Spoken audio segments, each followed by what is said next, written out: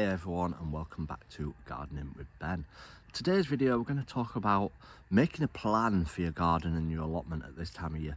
Now is the perfect time to be making a plan for your garden and allotment. The reason why we say this is that usually at this time of year you've cleared it all away, which I'm in the process of doing, and you're creating a blank canvas ready for next year. So now is the time to obviously get a piece of paper out and draw how your garden or allotment wants to be, where you want to grow stuff and where you want to plant stuff, or whether you want to build some new beds or some new paths or have some water containers. Plan it all out where you want to have stuff on your allotment. I do this every single year.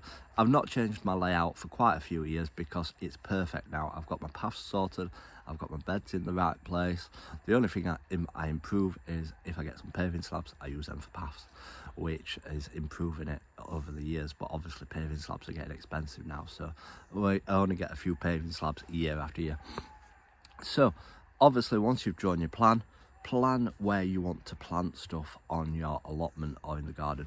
Don't grow stuff in the same place that you've had it the year before, because the plants that have been in it the year before will have taken the nutrition that they need for that plant. So try and rotate where you want your crops to grow, and also look at where the sun shines as well in your garden or your allotment. Obviously you don't want to plant stuff that needs full sun in the shade, so have a look around and see where you're going to be growing stuff. But yeah, now is the time to be making that plan. Also have a look on the internet, have a look at different types of seeds, order seed catalogues or go to the shops, garden centres, and see what flowers and vegetables out there. There's loads of different varieties, and I always say is try something new every single year. There's loads of different varieties, like the same goes for like squashes. There's loads of different varieties, different shapes, different sizes, different varieties.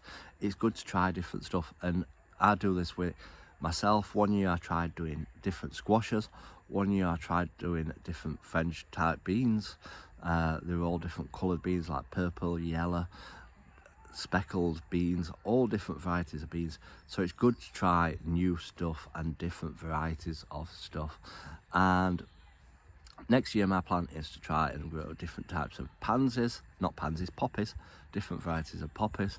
So we're going to be having a look around and seeing all the different varieties of poppies you can grow. And obviously growing poppies, you can save all the seeds and you can scatter them around for next year as well. So have a look around, see what you're going to grow. Let me know in the comments if you're going to try something new next year. Try something new at the garden. And yeah, it's always good to try something new. And as I've said in some of my videos, I'm going to try and grow sweet potatoes next year. I've never grown sweet potatoes before in the whole time that I've had the allotment, so that's going to be something new for me to try next year, growing sweet potatoes. So give it a try something new and see what you come up with.